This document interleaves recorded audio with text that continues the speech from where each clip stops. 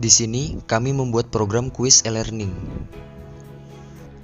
Dari kelompok kami, yang pertama ada Maharani Triza Putri dengan NIM 1211471 dari Prodi Teknik Informatika.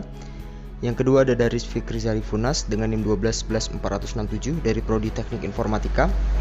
Yang ketiga ada Miftah Sanadi Muhtar dengan NIM 1211445 dari Prodi Teknik Informatika. Apa itu e-learning? E-learning merupakan pembelajaran formal maupun non-formal yang dilakukan dengan memanfaatkan teknologi sehingga pengajar dan pelajar bisa melakukan proses belajar mengajar. Di sini, e-learning sendiri mempermudah kita belajar di mana saja dan kapan saja. Kita juga mendapatkan informasi lebih cepat dan mempermudah pengajar dan pelajar untuk melakukan evaluasinya, seperti tugas dan kuis. Di sini ada berbagai macam manfaat dari e-learning. Yang pertama, efisiensi biaya. Yang kedua, meningkatkan suatu partisipasi aktif dari mahasiswa. Yang ketiga, meningkatkan suatu kemampuan belajar mandiri mahasiswa. Yang keempat, meningkatkan suatu kualitas materi pendidik serta juga pelatihan. Nah, di sini ada berbagai macam kelebihan dari e-learning. Yang pertama, lebih mudah untuk dimengerti. Kedua, lebih hemat biaya. Ketiga, lebih ringkas. Keempat, tersedia kapan saja. Dan yang kelima, mempermudah kita melakukan evaluasi harian.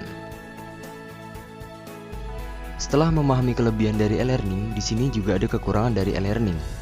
Yang pertama, kurangnya interaksi antar pengajar dan pelajar. Dua, kecenderungan mengakibatkan aspek akademik dan sosial. Ketiga, gangguan dari sinyal. Dan yang keempat, kurangnya sumber daya manusia yang sangat paham dengan komputer dan internet. Oke, sekarang kita akan masuk ke dalam pemrogramannya. Di sini kita langsung buka Dev C++ dan inilah hasil semua source code-nya.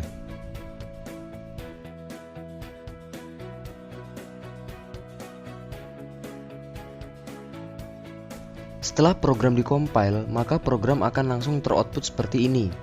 User akan disuruh untuk menginput username, NIM, dan password. Setelah semuanya diinputkan, setelah itu akan keluar output jika mau melihat password. Jika kita menginputkan ya, maka password yang kita isi tadi akan langsung teroutput seperti berikut.